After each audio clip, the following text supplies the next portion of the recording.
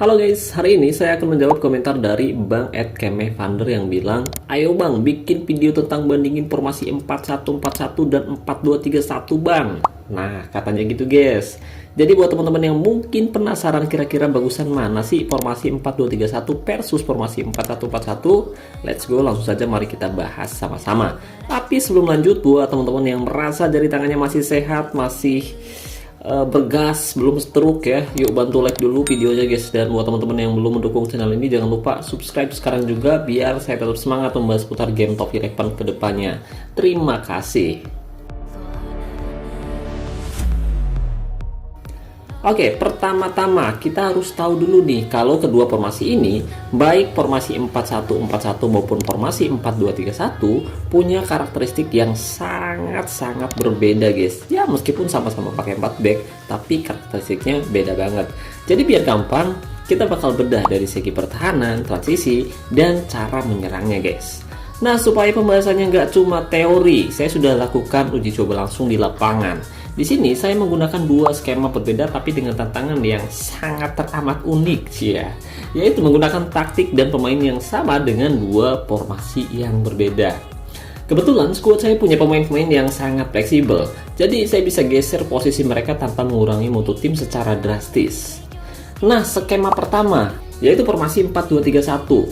Ini adalah formasi yang biasa saya pakai guys. Susunannya 4 back di belakang, dilapisi 2 DMC untuk menjaga kedalaman. Lalu ada 1 AMC sebagai kreator di tengah yang diapit oleh AML dan juga AMR untuk serangan sayap guys ya. Serta seperti biasa di depan ada 1 striker tunggal untuk ujung tombak tim kita guys. Nah, skema yang kedua yaitu formasi 4141. Di sini saya melakukan pergeseran. Saya hanya pakai 1 DMC, tapi saya pasang 2 MC di tengah. Kemudian AML dan AMR tadi saya tarik mundur sedikit menjadi ML dan MR untuk memperkuat lini tengah, guys. Dan di sini kita masih tetap pakai 1 striker tunggal di depan sebagai ujung tombak.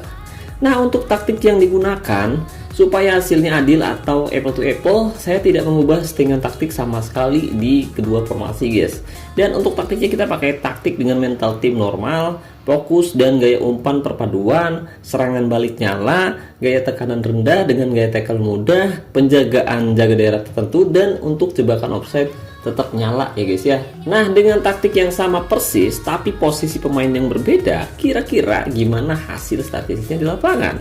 Mana nih yang lebih efektif buat cetak gol dan mana yang lebih kokoh saat bertahan? Oke, daripada penasaran, sekarang langsung saja mari kita lihat cuplikan pertandingan dan statistik akhirnya guys. Uji coba pertama, saya menantang tim raksasa dari Malaysia yang sebelumnya sempat mengalahkan tim utama saya di ajang asosiasi, yaitu Sungai Besar FC. Coba kalian lihat selisih kualitasnya di sini guys. Tim lawan punya OVR 126,9%, sementara tim saya FC Buteng hanya 104,4%. Selisihnya 22% lebih, itu bukan hal yang mudah guys. Tapi hasilnya di luar nalar, di luar dugaan. Formasi 4231 ini berhasil menang telak dengan skor 4-0. Widih, keren banget ya guys ya. Nah, kuncinya ada di gol cepat Sutarno di menit kedua yang bikin mental lawan langsung jatuh. Sisanya benar-benar harinya Alpati. Dia menggila dengan mencetak hat-trick lewat tendangan bebas di menit ke-31, di menit ke-58, dan di menit ke-88.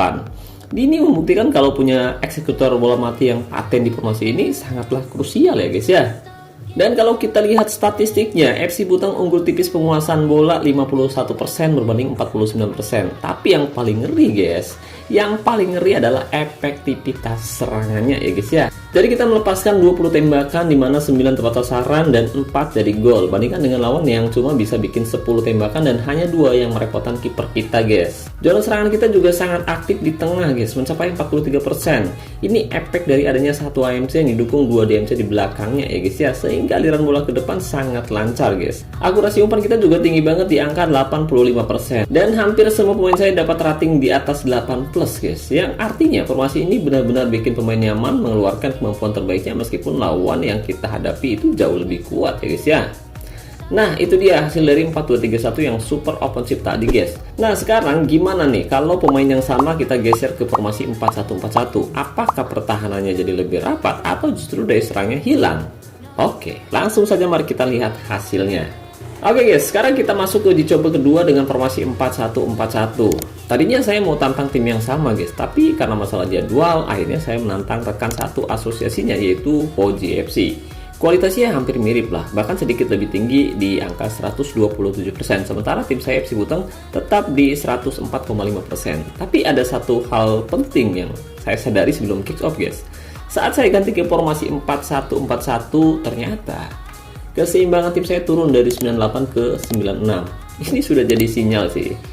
Ini udah jadi sinyal buruk kalau formasi ini kurang cocok dengan komposisi pemain saya guys. Dan hasilnya benar-benar di luar dugaan, benar-benar di luar nalar. Kita tumbang telak dengan skor 0-5 guys. Widih, kacau bener ya guys ya. Nah, parahnya lagi gawang kita dibantai habis sama satu pemain bernama Bazlan guys. Dia cetak gol cepat di menit ke-7, di menit ke-10, dan di menit ke-14. Lalu lanjut lagi di menit ke-46. Dan ditutup di menit ke-72. Nah, yang bikin nyesek, rata-rata gol yang masuk itu lewat sundulan guys. Parah banget ya. Lini pertahanan kita seolah-olah kehilangan pelapis, padahal kita pakai 4 back dan 1 DMC loh guys. Kacau balau itu guys. Lihat statistiknya guys, penguasaan bola kita kalah telak, cuma 46%. Kita cuma bisa bikin 7 tembakan, bandingkan dengan lawan yang menggila dengan total 19 tembakan. Nah, yang aneh, zona serangan kita pindah ke sayap kanan sebanyak 44%. Tapi umpan-umpan kita nggak ada yang bisa diselesaikan jadi gol, meskipun akurasi umpan kita tinggi banget di angka 87% guys. Masalah utamanya adalah di performa pemain. Kalau di formasi pertama tadi, rata-rata nilai tim kita performanya itu 8+. Di formasi 4-1-4-1 ini, performa pemain kita anjlok semua ke angka 6, bahkan ada yang 5. Padahal taktik yang kita pakai masih sama persis ya guys ya. Dan pemain yang kita pakai juga pemain yang sama. Dan ini membuktikan kalau formasi 4-1-4-1 di tim saya justru bikin pemain saya kebingungan dan kehilangan kreativitas di area tengah, sekaligus bikin pertahanan kita jadi rapuh terhadap umpan silang lawan guys. Jadi kesimpulannya, buat tim saya FC Buteng formasi 4-2-3-1 tetaplah rajanya ya guys ya. Meskipun lawan OVR-nya lebih tinggi, keseimbangan tim dan daya serang lewat tengah jauh lebih efektif dibandingkan kita memaksakan pakai formasi 4-1-4-1 yang justru bikin tim kita kehilangan identitas guys. Nah, kalau menurut kalian, kenapa kok formasi 4-1-4-1 kita malah sering kebobolan lewat sundulan guys? Apakah karena kurang DMC yang bantu pertahanan, atau memang jarak antar pemainnya kejauhan? Coba tulis pendapat kalian di kolom komentar video ini. Tapi perlu saya ingatkan ya guys ya, hasil uji coba ini bukan berarti formasi 4-1-4-1 itu buruk secara umum guys. Karena ada beberapa catatan penting yang harus kalian perhatiin. Pertama, lawan yang saya hadapi tadi kualitasnya sangat jauh di atas tim saya guys. Selisih OVR-nya sampai 22%. Jadi kalau seandainya kita menghadapi lawan yang mutunya seimbang atau setara, kemungkinan besar hasil akhirnya bisa jauh berbeda dan mungkin saja formasi 4-1-4-1 bisa lebih stabil. Kedua, hasil di tim saya belum tentu sama persis di tim kalian guys. Ingat guys, tiap pemain punya atribut, kalian khusus, dan gaya main atau playstylist yang tentu saja berbeda-beda ya guys ya. Jadi tidak ada jaminan tim kalian bisa menang mudah melawan tim raksasa hanya dengan meniru formasi ini guys. Jadi saran saya, jadikan hasil eksperimen ini sebagai referensi aja ya guys ya. Tetap sesuaikan dengan stok pemain yang kalian miliki di skuad masing-masing. Nah, intinya jangan takut buat eksperimen sendiri di laga persahabatan sebelum kalian terapkan taktik, strategi, dan formasi kalian di laga-laga resmi seperti Liga Cup maupun Liga Elite guys. Oh ya, kalau menurut kalian faktor apa lagi nih yang bikin tim kecil bisa menang lawan tim gajah? Coba kita diskusi sehat di kolom komentar video ini guys. Nah, buat teman-teman yang sering banget tanya, Bang, pakai perangkat apa sih buat main game Top 11? Kok grafisnya bagus banget?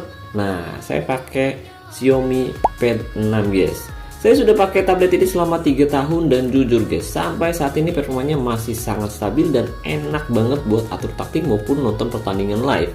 Tapi karena Xiaomi Pad 6 ini produk yang sudah cukup lama, saran saya buat kalian yang mau upgrade atau cari tablet baru, mending langsung lirik ke Xiaomi Pad 7 atau pakai Xiaomi Pad 8. Pastinya performanya bakal lebih kenceng lagi buat jangka panjang guys. Link pembeliannya sudah saya sematkan di sudut kiri video ini, atau bisa kalian cek langsung di kolom deskripsi ya guys ya. Oke guys, sekian dulu pembahasan taktik kita hari ini. Semoga bermanfaat buat tim kalian di musim ini guys. Saya Nur, sampai jumpa di video selanjutnya. Salam olahraga, salam Top 11 Indonesia.